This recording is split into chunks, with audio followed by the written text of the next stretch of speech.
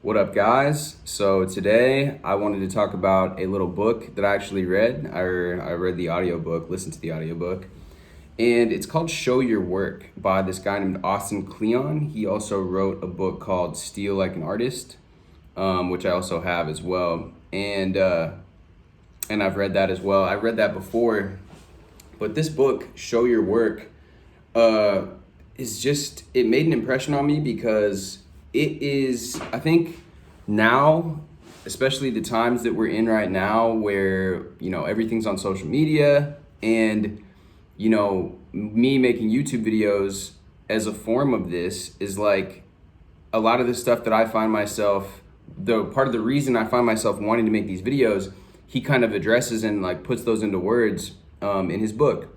And so he talks about how because he's an author now. He's been a successful author. He sold a lot of books and he has a career doing that.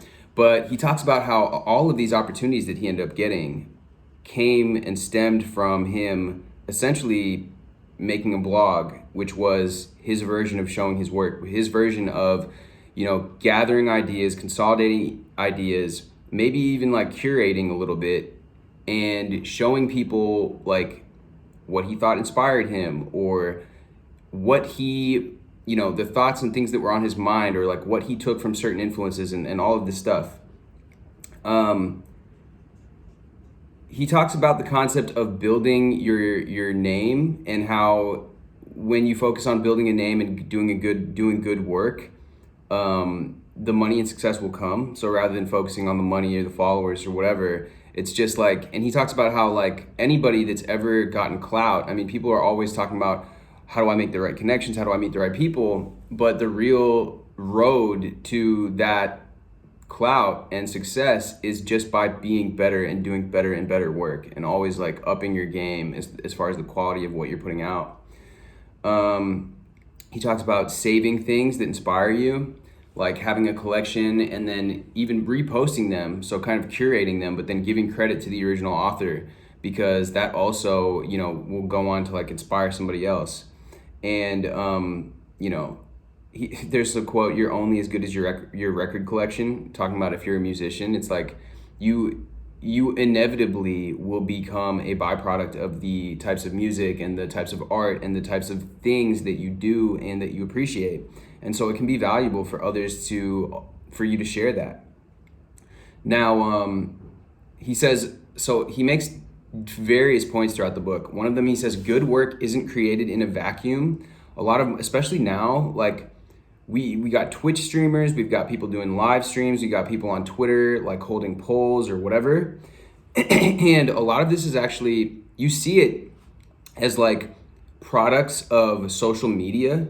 And you would think like, oh, this is just like a byproduct of this social media time that we're living in, but it's actually incredibly useful because now you're getting like live feedback essentially on your on what you're creating, and you're able to tailor and make those changes on the go. Or whereas in the past it would be like you'd have a trusted circle of friends or you'd have some sort of judge that would, or a publisher, let's say, that would give you feedback. It's like now you can get the feedback from your actual audience directly, which is really great as far as like creating, your creative work. It's just, you're making something for an audience. You're not, so to get that feedback from your audience is like invaluable.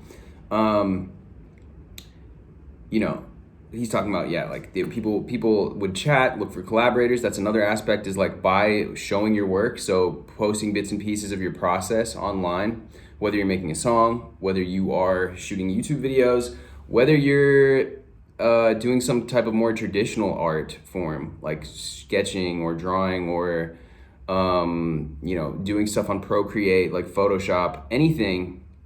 And it doesn't have to just be art. That's the beauty of this whole concept. It's like if you are a contractor, now you see these people that are on TikTok that are, getting millions of views from them like pouring cement or like mixing mortar together.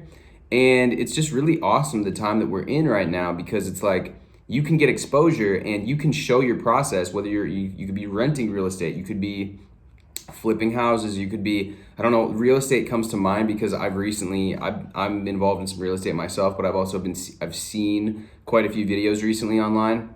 But you know, you've got even like lawyers or like other people that are in other completely different industries, and they'll just like post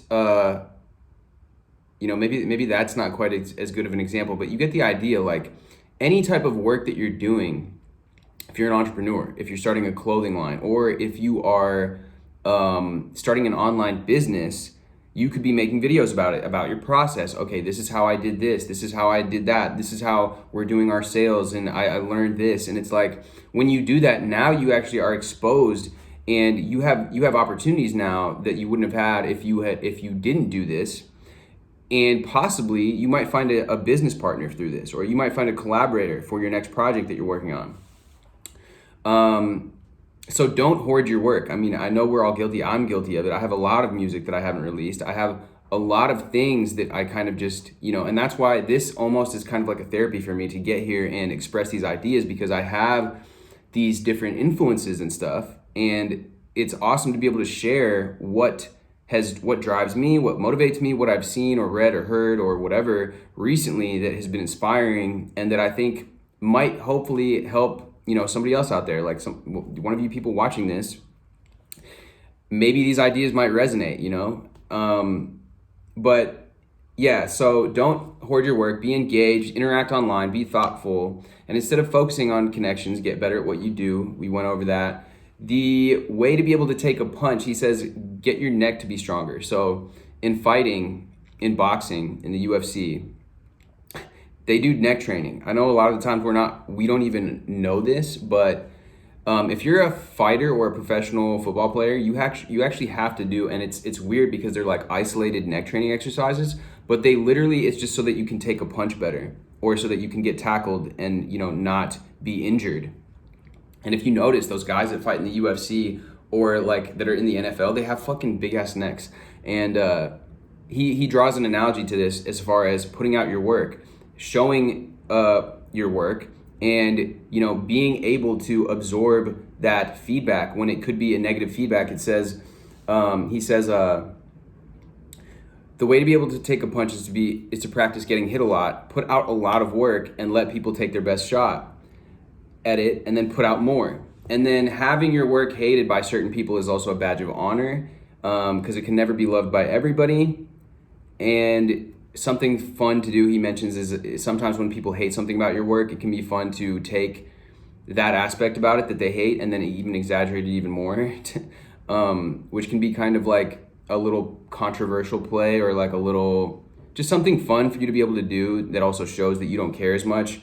Writer Colin Marshall says, compulsive avoidance of embarrassment is a form of suicide. And I like that quote a lot. I think it's super true. If you spend your life avoiding vulnerability, you and your work will never connect with other people. And that is 100% true. I mean, I can see it in my own experience as well as others. It's like I actually have friends of mine that I've known over the years that have made music, for example, and they completely just fell off the face of social media, the face of the internet with it. And they actually have really good, you know, some of them have really good quality music. If I compare it to like modern, to like other shit that's hot, their shit's better. And it's like, I don't know if it'll ever see the light of day. Likely not. They say that the most riches to be found are in the grave. I don't know the exact quote, but there's a quote about that. Like, all the wealth of the world pales in comparison to like what would be found in the graveyard, or something along those lines. And all the inventions and things such, like, it's a shame truly how true that is. And it's been throughout time, throughout history, it's been like that. Like, there are so many people that have eluded somehow, like the history books or whatever, that have been like absolute geniuses. And even like somebody like thinking about like Nikola Tesla is close to that. I mean, the reason that we know about him now is that people have written about him and, you know, kind of brought more light to that. But for a very long time, a lot of his inventions that he invented were given credit to other people, and it just goes to show that, by doing this, following this kind of these principles of showing your work, we can largely at least try to prevent that fate from ourselves and others. And the more that we put out, the more we're almost giving everyone else that sees what we do permission, because and that's another thing. It's like nobody is ever going to, you're going to stumble your way to success. I don't care who it is, in any form of success that anyone has ever achieved in sport, business, whatever, art, any type of success. It's like you're not going to start off with your best work. So the only way to do it and to get better is by putting it out there. And like the flip side of this argument is that you want to build mystery, right? You want to build intrigue. And I've heard people say this before, and it's interesting to see that a lot of people now are deleting their past posts on YouTube or Instagram. And although there could be maybe some merit to that, I think that like what you're losing and missing out on is much greater by doing that. Because also, okay, here's a couple points about that. Is that if you hold on to all your work, let's say that you've built up a portfolio, whatever it is, let's just use the example of music, just as an example. And you've made 50 songs and you haven't published a single one of them. Well, who's to say now, like, do you have an objective viewpoint? Is your 51st song now worthy of being published, worthy of being put out? Who's there listening to it? You could have had your 30th song might have struck gold. It might have been the one that you put online that you never would have expected. And now all of a sudden, you put those out there and that song blows up and you never would have known. The same thing applies to YouTube, same thing for this can apply to anything. You don't know how your audience is going to react, what other people are going to think. You, a lot of the time, have a skewed perspective because you are so close to the thing that you're making. And he talks about this as well. As artists, it is very difficult for us to detach ourselves from the work. We think we are the work, but that is not the case. And the more that we can detach ourselves from the work, the more that we'll have this freedom. And it's all about practice. It's all about, like he says, getting your neck stronger, putting stuff out, and then getting feedback, and then putting more out. And that is the path to developing and getting better at getting better work. Now, he talks about as well not caring about what everybody thinks, but just the right people. So a lot of the time on the internet, especially now, you'll get trolls and you'll get these people that they're just filled with negativity. Like they could be, a lot of these people, they would not dare say the thing to your face that they are, writing in the comment section. It's like they're like keyboard armchair critics and keyboard warriors or whatever the words are that people have now. But that is irrelevant. And so being able to differentiate where this criticism and feedback is coming from is also like very important in doing this, because otherwise you'll get sucked into their negativity, and that is not good. We talk about on the channel before, Pendulums by Vadim Zealand. It's like being able to control your emotions and be kind of detached from those things is very important when doing this. Now, the first step in evaluating, he says, so you want to be interested about people who care about you and people that are interested in the type of work that you do. You do not want to feed into the negativity of the trolls, and for the most part, if you just ignore it, it will go away. But nowadays, you have the power to delete comments, and anybody that says, you deleted the comments, it's like, that's stupid. Would you put up with somebody just talking trash to your face, just saying, oh, you're such a loser, like your work sucks and like everything you do is bad, and like, no, you would leave, or you would get yourself, you wouldn't put up with that to your face. So why allow it to just leave all the comments on your post? Doesn't make sense. So and then the last point that he kind of touches on, which I really agree with this, is like he says, he's talked about selling out, and there's this weird dichotomy that I see, and that you may have noticed as well. When it comes to artists, everyone is always talking about how, artists never get paid enough. Like artists deserve more, and our culture is so influenced by art, but these artists are all starving artists. And but the weird thing is that as soon as some of these people achieve success and actually start getting paid and making a lot of money, everybody starts hating on them for it. Everybody calls them a sellout. Everybody says, oh, they sold out, they this and this, their work's not the same, they're not the same anymore. And it's like, okay, well, you're just not, you're just not willing to see them change. You're not willing to see them grow. I mean, nothing is in this world is stagnant, and the ability to have that success, like that's something that you should be inspired by. I know that it's easy for all of us to have those pangs of jealousy or pangs of, why did it happen for them? I haven't seen the success. But the more that you can be, that you can root for those people and be happy for them, the more that type of energy of appreciation will, will come through in your own work and in your own energy. Now, professionals. So there's another book that's great that I might do a video on here soon, which is The War of Art, and he talks about in that book the difference between a professional and an amateur. And so like this to a degree is kind of talking about that. It's kind of like, okay, now that you're making work that is making money, you are a professional. Like the amateur is the guy that, relies on his girlfriends or his mother or his father's or whatever the case, and just like is in his parents' basement and, making art, but not actually, having success with it. So he says that we need to stop this type of attitude, this type of judgment of selling out. He says that some of the most meaningful works of art have come from making money, the desire to make money. Apparently Michelangelo's Sistine Chapel, he made a lot of money from that. The guy who, Francis Coppola, the guy that wrote The Godfather and created those movies, he was making those movies to make money. He was down bad at the time, apparently. And, it's just silly to judge people for making money from their art. So blah, blah, blah. He says, don't be one of those people who starts hating your favorite band when they have a hit single. Couldn't agree more.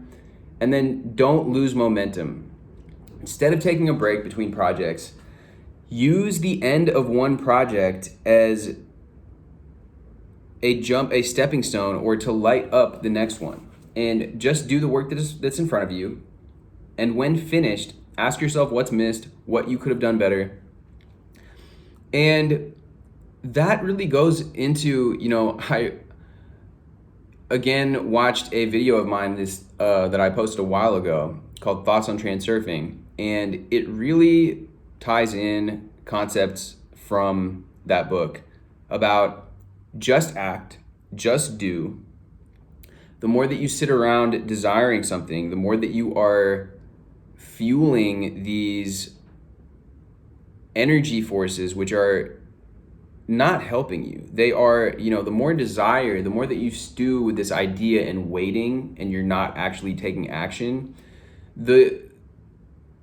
it's weird, but energetically, you're kind of like pushing those chances away from you. You could think of an example, like you want to go talk to somebody at a party and you're just putting it off and delaying it. It's like the sooner that you went up and just approached them and said, hey, said hello, or whatever, the more likely that it would go smoothly. But now that you've been waiting and you've been hesitating on whatever, pulling the trigger on whatever it is, it's just not necessary, and it just is a waste of time. Like, you really just need to get down to the nitty gritty and start, even though you don't feel ready. And that's pretty much sum up the best points that I got out of the book.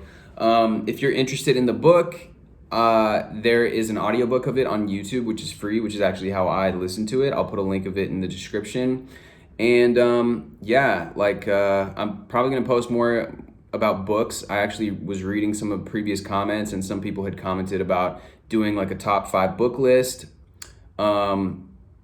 which I could do something of that nature. I don't necessarily have a top 5 in general, but I could do a top 5 as it relates towards intentions, towards goals, towards manifesting, or some specific topic. I think that would go better, because there are a lot of books out there, and doing a top 5 overall, I could do it, but I think it might be more productive or more useful to do it by the topic. Anyways, guys, thank you for watching, and I will see you guys next time.